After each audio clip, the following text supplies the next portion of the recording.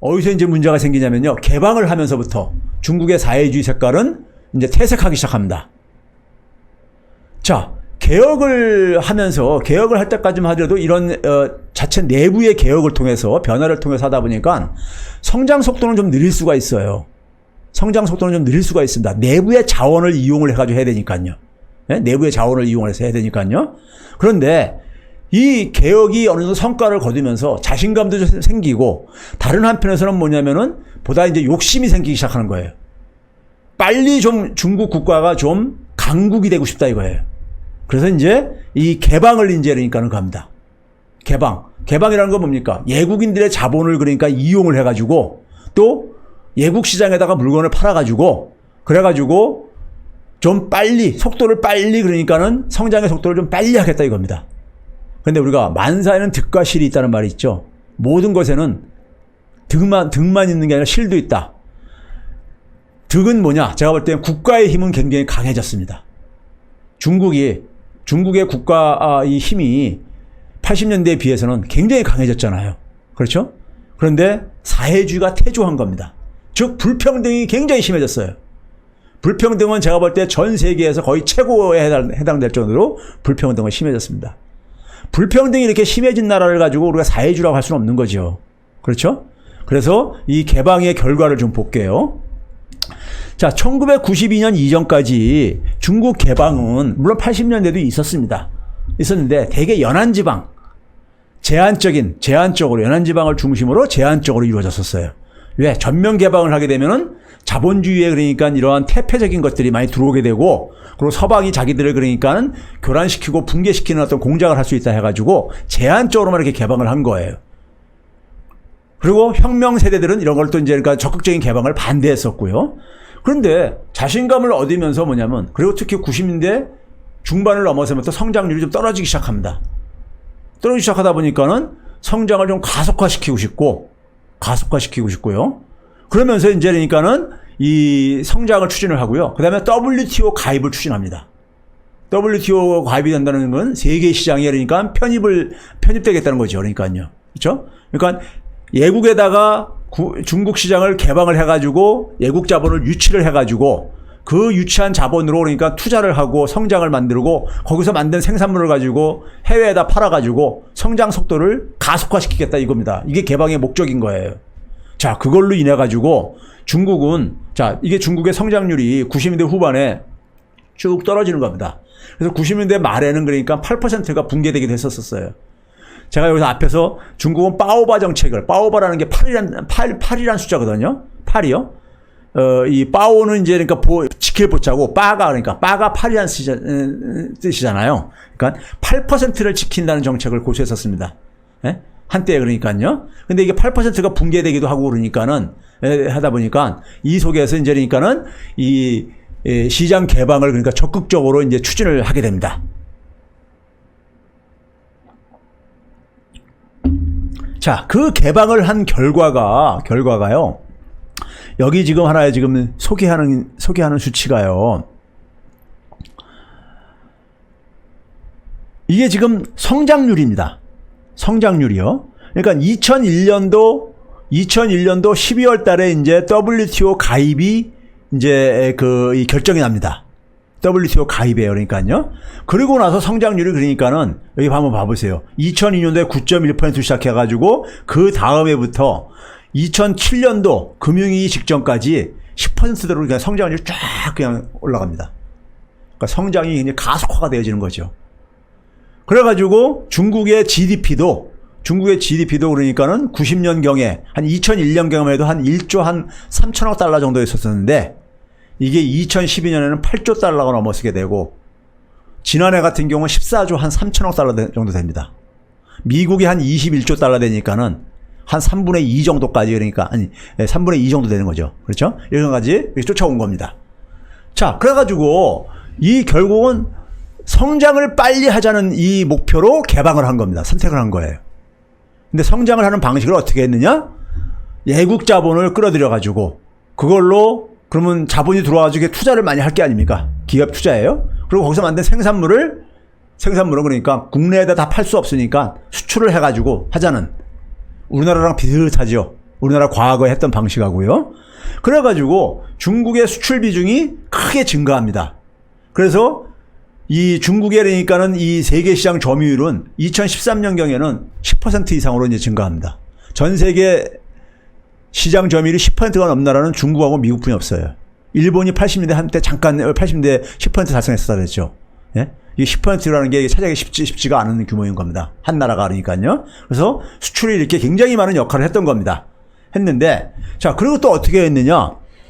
이 여기 중간에 보게 되면요. 2000년대 보게 되면 빨간 선으로 되어 있는 게 여기 0이 왼쪽에 0이라는 수치 밑에 수평선 밑에 있잖아 빨간 선이요. 금리를 실질 금리를 마이너스로 해줬습니다. 지금 뭐냐면 기업들이 자본을 싸게 쓸 수 있게 해준 거죠. 금리가 마이너스라는 얘기는요. 그렇죠? 그러니까 뭐냐면 오로지 성장을 위해 가지고 예국 자본도 동원하고 국내 자본도 동원하고 그래서 투자를 그러니까는 대규모로 해가지고 성장률을 높이자 이거예요. 예? 무엇을 위해서? 국가가 강해지기 위해서요. 이게 중국의 그러니까는 소위 말해서 이 개방의 목표였던 겁니다. 중국 국가, 인민들보다 국가에 자 중국의 투자율을 보게 되면요. 인류 역사상 중국하고 비교되는 나라가 없을 정도예요. 아시아가 동아시아 국가들이 투자율이 굉장히 높은 나라라고 얘기를 하거든요. 근데 여기 보시게 되면요. 한국이 이 빨간 선 쪽이고요. 그 다음에 대만도 우리 못지않게 이 투자율이 높은 나라라고 하는데 이 주황색이고요. 근데 이 막대 그래프가 중국입니다. 중국이에요. 중국은 한국이나 대만보다도 압도적으로 더 높죠. 지금 뭐냐면 투자를 대규모로 그러니까 동원을 해가지고 그래서 하여간 성장률을 높이자. 이거였었던 겁니다. 중국의 개방의 목표는요. 자, 그래서 WTO 가입 이후에 수출액이 그러니까는 금융위기 전까지 4배나 증가할 정도로 그냥 가파르게 증가를 하죠. 가파르게 증가를 합니다. GDP 대비해서도 그러니까 15%포인트나 이렇게 증가할 정도로 그러니까요. 수출을. 왜냐면 투자를 많이 했으니까 많이 해가지고 생산된 것을 중국 인민들의 소득은 그에 비례해서 증가하지 않다 보니까는 국내에서 다 소비해 줄 수 없잖아요. 그러니까 이걸 가지고 해외에다가 이제 팔아야 될 게 아닙니까? 그러니까 수출에다 의존할 수밖에 없었던 거예요. 근데 그 결과로 어떻게 됐느냐? 개방의 부작용입니다. 소득 불평등, 지역 불평등이 극심해집니다. 소득 불평등과 지역 불평등이 극심해져요. 개방 지역을 중심으로 해서 이 개방의 이득은 글로 집중이 되어지고 개방이 안 된 지역들 저기 서부 내륙은 그러니까 상대적으로 뒤처지게 되고 그러면서 불평등이 굉장히 심해지는 어느 정도 심해지냐면요. 중국의 우리가 이 소득 분배를 측정하는 대표적인 우리가 이 경제 지표 중에 하나가 지니 계수라는 게 있습니다. 0에서 1 사이의 값이요. 그러니까 0에 가까울수록 평등한 거고 1에 가까울수록 불평등한 이런 건데 0.5가 넘을 정도로 한 추정이 이것도 그러니까 우리가 중국은요. 공식적인 통계가 굉장히 신뢰도가 좀 떨어집니다. 그래서 여러 가지 이제 추정들이 있는데 하여간 우리가 믿을 수 있는 추정에 의하면 0.5가 넘을 정도로. 미국이 굉장히 불평등한 나라거든요. 미국도 한 0.47, 0.5로 안 넘습니다. 그러니까 굉장히 불평등한 사회인 거예요. 중국은요. 굉장히 불평등한 사회입니다. 자, 이게 바로 이제 우리가 국제 비교입니다. 국제 비교인데 이게 Y축이 뭐냐면 진위 계수입니다. 진위 계수이고 X축은 그러니까 연도고요. 빨간 선이 그러니까 중국입니다. 80년대만 하더라도 80년대까지만 하더라도 진위 계수가 떨어졌죠. 즉 개혁을 할 때는 향진 기업을 할 때는 성장 속도는 느려도 뭐냐면 소득 분배는 좀 개선됐었어요. 그러니까 사회주의에 제가 아까 그러니까 사회주의로 보다도 그러니까는 진일보하고 있었다 이렇게 제가 표현을 했었던 거예요. 근데 개방을 하면서부터 이게 쫙 올라가잖아요. 올라가지죠. 그래서 여기 보시게 되면 미국이 이 파란 점선입니다. 미국보다도 더 빨리 올라가지고 앉아있고 빨간 선이 이 파란 점선보다도 그렇죠? 그렇죠. 그러니까 미국이 세계에서 가장 불평등한 나라 중에 하나인데 미국보다도 더 그러니까 불평등 속도가 빨리 진행되어졌죠. 그렇죠? 자, 이게 그러니까 우리가 이코노미스트에서 이제 추정한 겁니다. 중국은 그러니까 불평등도가 이 진위 계수를 구한 겁니다. 한 0.3 근처에 있다가 80대 중반까지만 하더라도 이게 0.5를 넘어설 정도로 이 변화가 그러니까 이 동그라미 저기 비어 있는 거하고 빨간 선하고 이게 다른 나머지 나라들은 그러니까 미국이 두 번째로 좀 변화가 속도가 빠른데 이스라엘하고 이 속도에 보게 되면요 중국은 그냥 압도적으로 그냥 빠르게 진행되지죠. 중국의 불평등도가 굉장히 가해진 겁니다. 불평등도가.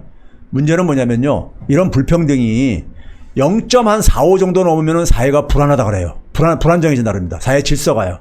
예, 사람들이 불만이 생기거든요. 불만이 생깁니다.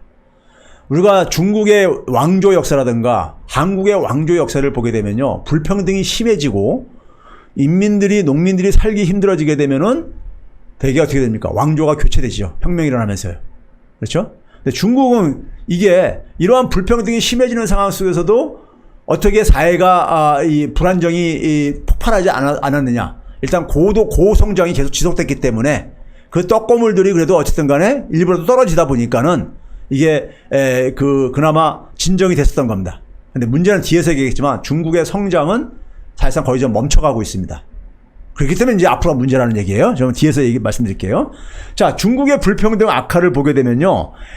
이 맨 밑에 있는 노란 선이 하위 50%가 소득을 차지하는 비중입니다. 쫙 떨어지다가 2000년대 후반부터 그러니까 좀 이제 안정적인 모습 더 이상 안 떨어지고 있죠. 그래가지고 안정성을 보인다 그러는데 더 이상 떨어질 수 없기 때문에 그런 거예요. 하위 50%가 그러니까 전체 소득 중에 15% 정도 못 차지하고 있으니까요. 그렇죠? 상위 10%가 전체 그러니까는 차지하는 비중을 보게 되면 40%를 차지하고 있는, 예? 소득을 그러니까요. 차지하고 있는 겁니다. 자산 불평등도 마찬가지예요. 자산 불평등을 보게 되면 더 심하죠. 하위 50%가 전체 그러니까 자산 중에서 한 12% 정도, 한 12%가 뭐예요? 7% 정도뿐이 안 차지하고 있습니다. 자산 불평등은 더 심각하죠. 그렇죠? 반면에 상위 10%는 전체 자산 중에서 거의 한 67%를 차지하고 있고요. 네? 그러니까 불평등이 굉장히 심해진 거예요. 이게 무슨 사회주의 국가예요. 네? 이건 자본주의 국가 중에서도 아주 그냥 굉장히 소위 안 좋은 자본주의 국가들이죠. 사실은요. 그렇죠? 자, 이러던 중국이요. 금융위기 이후에 중국도 타격을 봅니다. 타격을 봐요. 여기서부터가 이제 제가 오늘 얘기하고 싶은 중국 경제의 좀비화 가능성입니다.